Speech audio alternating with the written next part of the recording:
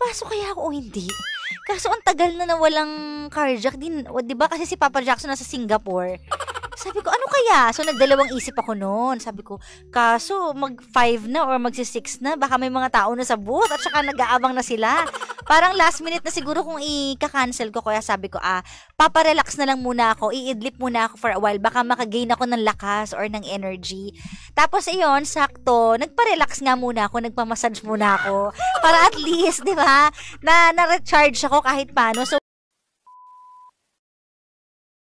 habaan nyo yung pasensya nyo ngayong gabing ito kasi kung late si Papa Jackson ng mga nakaraang carjack, ngayon mas late siya. Mas late siya kasi ang layo ng panggagalingan niya, which is Novaliches pa po. So matatapos siya sa kanyang racket by 10. Yan, ang ETA niya ay 1 oras. So darating siya ng 11. Sana gising pa kayo! Di bale, pag phone patch na lang natin siya mamaya kapag tapos na siya, pwede naman siyang tawagan, di ba? Nga pala, maraming salamat Gusto kong magpaabot ng aking pa-thank you sa lahat mo ng mga sumuporta sa akin, sa lahat ng mga fans, supporters, mga fandoms. Ayan, salamat sa inyong pag-vote, pag-like, pag-share sa VP Choice Awards. Ayan, maraming salamat.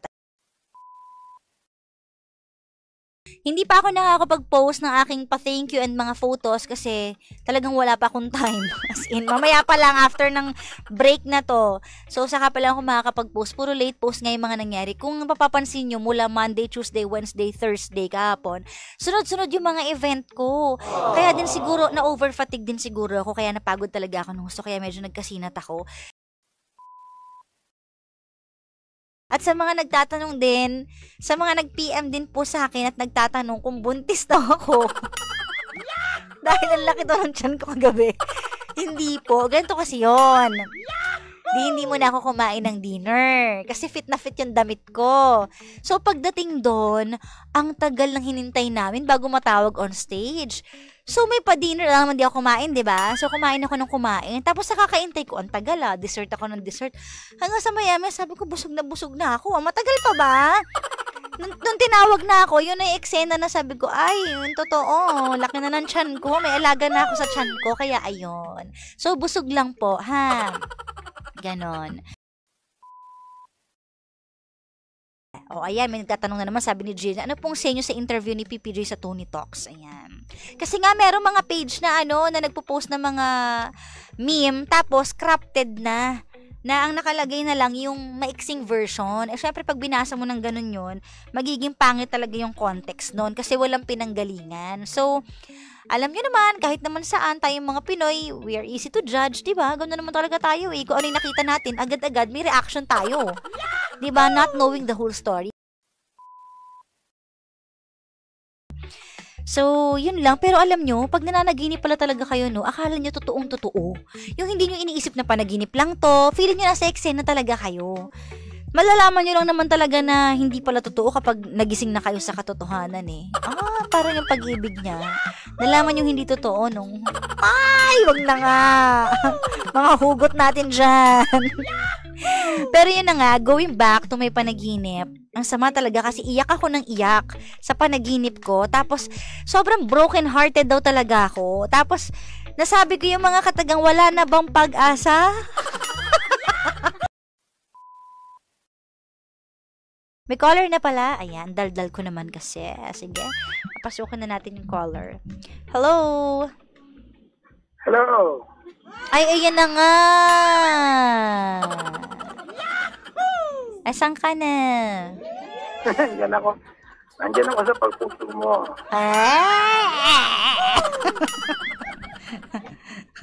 O ano? Di ba nga inuubo-ubo ko? Saan na kayo banda? Yeah, I will be there in no time. Don't worry. Don't you miss me that much. Ano ba yan? Corny mo? Pinagsasabi mo dyan. Ilang araw na tayo hindi nagkikita? 2 weeks. 2 weeks na, Kasi galing ako Singapore. Oo. Last week pa, di ba? Di ba? Oo nga. Well, congratulations Nanalo ka ng Best Female DJ. dahil sa trabaho. Hindi naman yung trabaho. Hindi ako pumapatol. Pansin mo? Patol, manager mo ako. Try mo. I-try mo. Hindi yon. Bakit? Lagi bang usapang ganon? Hindi naman ah. Wala. Doon lang naman ako masungit pagdating sa work. Wala naman. Talaga lang oh. Sa work. Kahit ako, minsan boss ko. magbubuntong hininga na lang ako. Sabi ko, talaga naman. Binababa ko na lang, tapos saka ako ganon. Dating dalawa, ikaw yung boss. Oh, hindi kaya. Kaya nga, ganun talaga. Kapag, ano yun, yung kapag mapukol, binabato? Tama ba yun, yung kasabihan na ganun? Ano ba? Pag mabunga, pinupukol. Pag mabunga, pinupukol. Kala ko pag mapukol, binabato. Pag mapukol, pag mapukol, pinubunga. Oo. O naman yun. Basta yun. Ayan na, nagbusina ka pa. Yung panaginip ko, share ko ba? Ginandahan ko na yung pagkaka-frame ko eh. Hindi yung pasinakyan. Basta ka doon, isa kang masamang tao. Isa kang manluloko, ganon. Tapos nananakit ka, ganon. Ng damdamin. Ano? May panaginip ka bang mabuti ako? Kaya nga, bakit laging masama yung panaginip ko sa'yo? Sabi ko, sino ba talaga napapanaginipan ko? Halo-halong emosyon na. Biglang naging si Daniel. Tapos maya-maya ikaw na ulit. Ano yun? Baka ako talaga si Daniel. Ha? Ay, wow ha? Ha, hotdog. Ganon. So anyways, ayun lang naman. Alright, I'll see you in no time. Sige. Magpapasok na tayo ng ibang caller. Talaga, ewan ko sa'yo. Anyway, hindi tawag nito, kasi nga, kaninang tinawagan kita, iba na yung boses mo. Ubo na nga ako ng ubo kanina Papunta pa. ka ng Inday Garutay kanina. Oy, oo, kaya Diba? nga Hoarse nag-ano voice ako. na talaga. Correct. Sana, sabi ko, ipapahinga ko to para hindi magtuloy-tuloy. Sa mga, kasi hindi po, nararamdaman sa mga ko hindi na po aware, sabi ni Kara kanina, mag-leave na lang kaya ako. Pero ang tanging dahilan kung bakit siya pumasok ay may bisita na sa booth. Hindi ako Sabi pwede. ko, oo, may bisita na kasi sa booth, nag-effort na sila. Anong oras ako nag-decide na? Sabi ko, wala na, ibang ano na to, konti na lang. Yan, talaga yan. Si Mami Olet talaga yung pahama. Siya pala sa rin, no?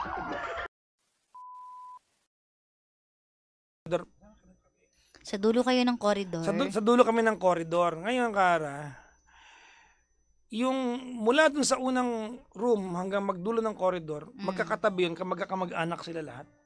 Magkakasama sila sa biyahe. Puro sila Indian. At ang bawat kwarto ay may anak yatang kasama.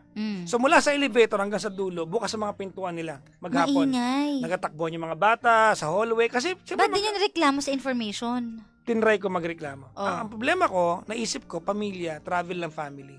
Oh, Hindi pero na pa- kahit na. Hindi na para bad tripping ko pa sila. Binigay na namin sa trip ng family. Hindi, pero kahit na pwede namang bawasan. Tiniis na lang namin nila hepe, yung ingay. Ah. Kaya nakakatulog kami 2 a.m., 3 a.m. Balak naming maghanap ng foot massage. O kaya body massage. Tinawagan kita, di ba? Sabi mo sa akin, mahal dyan. Di ako naniwala sa'yo. Totoo nga. Pusang gala, head massage, 2,000 pesos. Oh, di ba? Head massage. You want massage? Neck and head massage? How much? Mahal nga doon. How much? $75. 75. So, andun pa sila ngayon, di ba? Andun pa, Sunday pa uwi nila. Ayoko na negative vlogging. Positive lang. Tsaka hindi, sa buhay ng tao, hindi naman laging positive na gaganap. I am Minsan may hindi maganda. yun na nga lang yung kaya kong gawin para may mapangiti ako araw-araw. So, ayaw mo na isama yun. Maglalagay pa ba ako na ikakabusit sa akin? Huwag na, okay na yun. Sa bagay. Oo. Bigay nyo na sa akin yung part na yun. Ikaw kasi i-upload mo yun eh. Lahat. Feeling ko, wala Alam mo pa naman ako. ng mga tao, pag may ganun, mas gusto nilang manood Feeling ko minsan. nga, wala pa ako sa part ng vlogging na kaya ko na yun. Kasi ito, mas kaya mo to sa akin eh. Mga ganun. Diba? Push lang ng push. Huwag na mag-ano. Isang beses ka na naman mabubuhay eh. lately, tama ka naman dyan. Pero siguro may mga pinipili lang din ako. Not everything. Kasi lagi ka natatakot. Hindi ako natatakot. Push mo. Hindi ako natatakot. Maingat ako.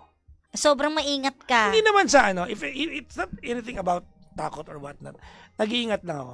You know, siguro ganito.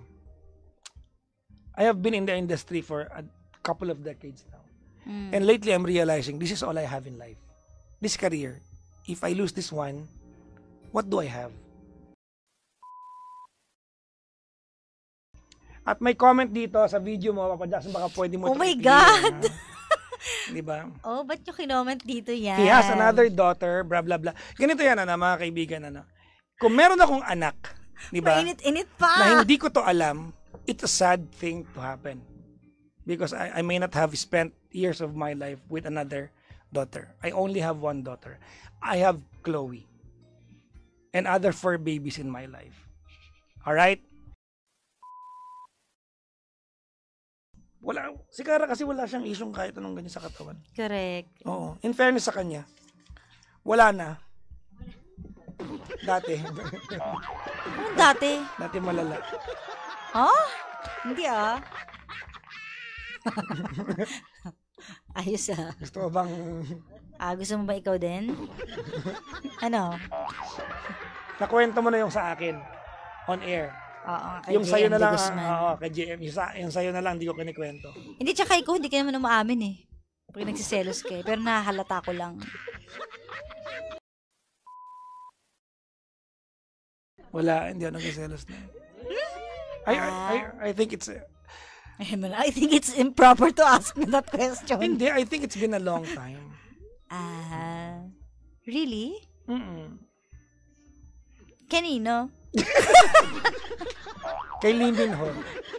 Limin ho, tigilin mo nga ako. At least upgraded yung Hindi selos ka ba ko. nagsiselos doon? Diba? Yung poster ni Lee Min Ho sa kotse ko, pinagpapalo ko na sa gilid. Wow Ayos May mga ganun. Iba yun ang sinusulat dati sa mga love letters. Italy, I trust and love. May nasulatan ka na ng ganon? Hindi ako Italy. mag-ganon ever. Hindi ka masulat? Sorry, boring talaga. Talaga? Pero uso kasi yun dati. Di ba yun yung sign ng pag-express, ang sumulat? Baka ikaw ba may ginawaan ka niya dati niyan? Nagtanong ka eh. Hi kay Jennifer Kasaklang Tabat. Ayan, pabati din daw. Babatiin ka pa? Ayan. Paalam na tayo.